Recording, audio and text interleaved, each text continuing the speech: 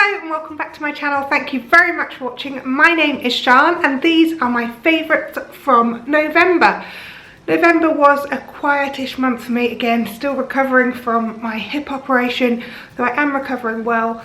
But yes, it's been a quiet month, lots of reading, lots of, I say chilling out, but basically getting really bored with being stuck on the sofa. So I'm going to crack on and show you what my favourites from November were. First up this month, I'm going to start with a book. I don't normally start with a book, but it was The Book of Dust, La Belle Sauvage, Volume 1 by Philip Pullman. And this is the prequel to his Dark Materials trilogy. And I was really excited to read this because obviously his Dark Materials is on BBC One at the moment. And I've finished those books relatively recently. So I wanted to kind of start at the beginning, at where the story starts basically. So this takes you into Oxford, which is where I was brought up, so loads of the reference points are kind of right for me. And you meet a boy called Malcolm whose dad runs a pub, and Malcolm becomes kind of privy to lots of conversations that maybe he shouldn't. He's a kind of hands-on kid. He really helps out. He helps out with a local carpenter as well, and he also helps out in the convent, which is just down the road, which is how he comes to hear about a baby, and a baby which needed looking after, needed a home.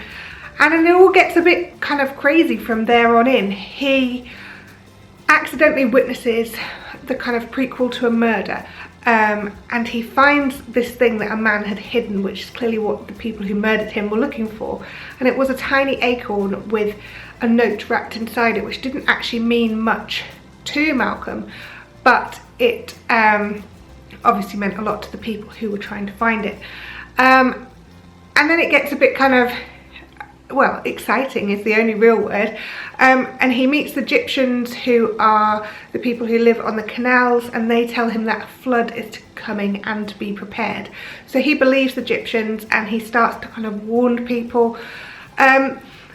It's a very dark tale. There is a man who is after the baby, and Malcolm ends up being the one who is there to protect the baby, and the baby is obviously Lyra, who we see in his Dark Materials.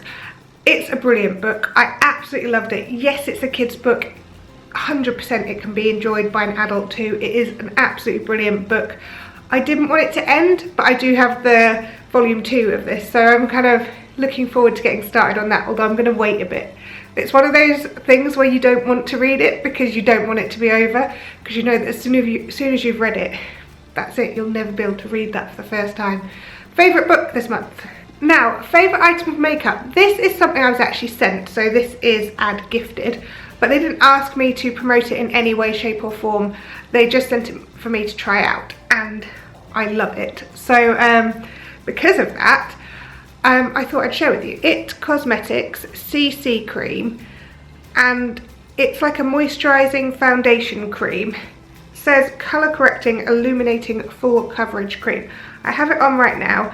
It's SPF 50, and that's UVA and UVB protection. It's got anti-aging hydrating serum.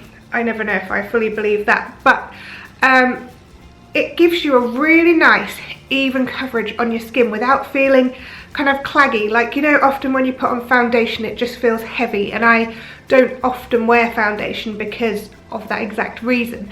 But this kind of just goes on really nicely. You can see I've still got like a shine to me. I've still got my normal kind of skin colour, but it's just given me like a really nice coverage of my face, so that the kind of blemishes that were there are now covered and you can't see them, but it does it in a really nice way. So it feels really nice. It doesn't feel too much for your skin. And it also has a really nice shine to it. So if you look really, really closely at your skin, you can see it's kind of like sparkly, which I'm basically a magpie, so I love anything sparkly.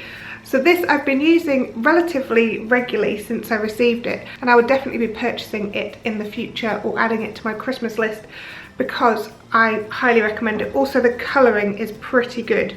I had to guess my colouring from an email, so I went with fair because I am pretty pale, and I was a bit concerned it might be too pale, but actually it's really good. Really nice even coverage.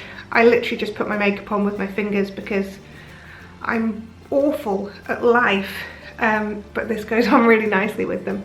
Okay, so that's my favourite beauty product. Favourite item of clothing. I feel like I've basically had a jumper as my favourite item of clothing most of this year. Might say a bit about how much I love jumpers. I'm guessing that's all it says a lot about. This jumper is from Oliver Bonas, and I bought it in a sale. It is gorgeous, bright orange, cable knit jumper. Really, really nice colour, really nice style, goes well with the purple hair, so I've been wearing it quite a lot. Yeah, I bought it in the sale for £15, I think it should have been 50, something like that. I bought it ages ago because I wanted an orange jumper, and I literally googled orange jumper and this was the first one that came up. It was on sale, so I was like, that's my jumper, that's the one I want to buy. As a side note, this jumper is from Pickle London and I really love this too. I have quite a lot of their jumpers and t-shirts. My favourite Instagrammer this month is Naomi from Nomi Poloni, and this is her Instagram. I love it. There's loads about her, there's loads about fitness, there's her really cool funky hair. But she also talks a lot about politics, which is obviously so current, and she doesn't beat around the bush, which I really respect.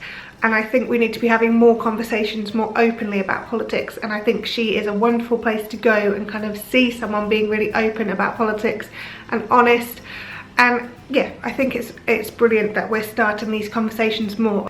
And I think that she's a great person to go watch. She also has 2 adorable kids, and with motherhood she's just honest and real, and I love her fitness stuff. And obviously I'm a long way off being able to do exercise because of my hip, but one day I'll get there, and she gives me hope that one day I will get there.